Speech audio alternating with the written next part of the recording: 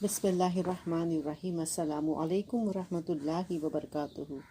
نحمد نصلی علی رسولہ الکریم، اما بعد فاعوذ باللہ من الشیطان الرجیم۔ بسم اللہ الرحمن الرحیم۔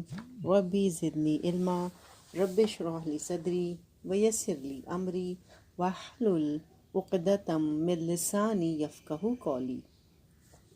آج ہم دیکھیں گے رنج اور شدت غم کے وقت کی دعائیں۔ شدت غم اور رنج میں یہ دعائیں مانگنی چاہیے۔ حضرت عبداللہ بن عباس سے روایت ہے کہ رسول اللہ صلی اللہ علیہ وسلم شدت غم کے موقع پر یہ کلمات ادا فرمایا کرتے تھے: عظمت اور حوصلے والے اللہ کے سوا کوئی الہ نہیں، عرش عظیم کے مالک اللہ کے سوا کوئی الہ نہیں، زمین و آسمان کے مالک اللہ کے سوا کوئی الہ نہیں، وہ عرش کریم کا بھی مالک ہے۔ اسے بخاری اور مسلم نے روایت کیا ہے۔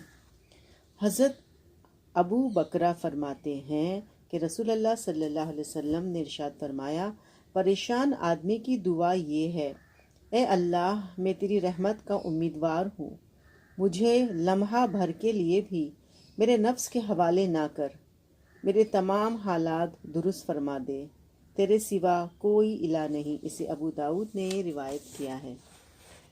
حضرت انس سے روایت ہے کہ جب نبی اکرم صلی اللہ علیہ وسلم کو کوئی پریشانی لاحق ہوتی تو فرماتے: اے زندہ اور تھامنے والے کائنات کے، میں تیری رحمت کے وسیلے سے تجھ سے فریاد کرتا ہوں۔ اسے ترمذی اور حاکم نے روایت کیا ہے۔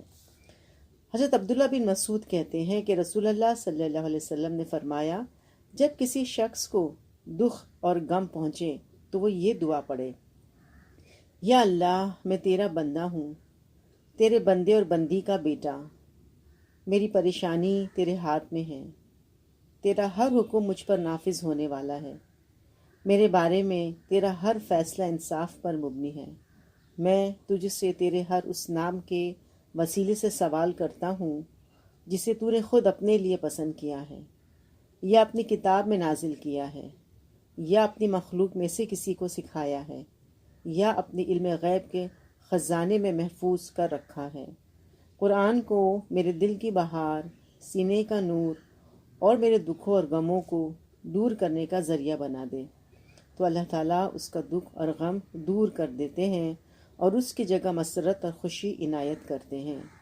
عبداللہ بن مسعود کہتے ہیں کہ صحابہ اکرام نے عرض کیا: یا رسول اللہ صلی اللہ علیہ وسلم، ہم یہ دعا یاد نہ کر لیں؟ آپ نے ارشاد فرمایا: کیوں نہیں، ہر سننے والے کو چاہیے کہ یہ دعا یاد کر لے۔ پھر ہے حضرت اسماء بنت امیس کہتی ہیں کہ رسول اللہ صلی اللہ علیہ وسلم نے شدت غم میں یہ کلمات پڑھنے کے لیے سکھلائے: اللہ، بس اللہ ہی میرا رب ہے، میں اس کے ساتھ کسی کو بھی شریک نہیں کرتا۔ اسے ابن ماجہ نے روایت کیا ہے۔ پھر ہے حضرت ابی بن کعب کہتے ہیں کہ میں نے عرض کیا: یا رسول اللہ صلی اللہ علیہ وسلم، میں آپ پر کثرت سے درود بھیجتا ہوں، اپنی دعا میں کتنا وقت درود کے لیے وقف کروں؟ نبی اکرم صلی اللہ علیہ وسلم نے فرمایا: جتنا تو چاہے۔ میں نے عرض کیا: 1/4 صحیح ہے؟ آپ نے فرمایا: جتنا تو چاہے، لیکن اس سے زیادہ تو کرے تو تیرے لیے اچھا ہے۔ میں نے عرض کیا: نصف وقت مقرر کر لوں؟ آپ صلی اللہ علیہ وسلم نے ارشاد فرمایا: جتنا تو چاہے، لیکن اگر اس سے زیادہ کرے تو تیرے لیے اچھا ہے۔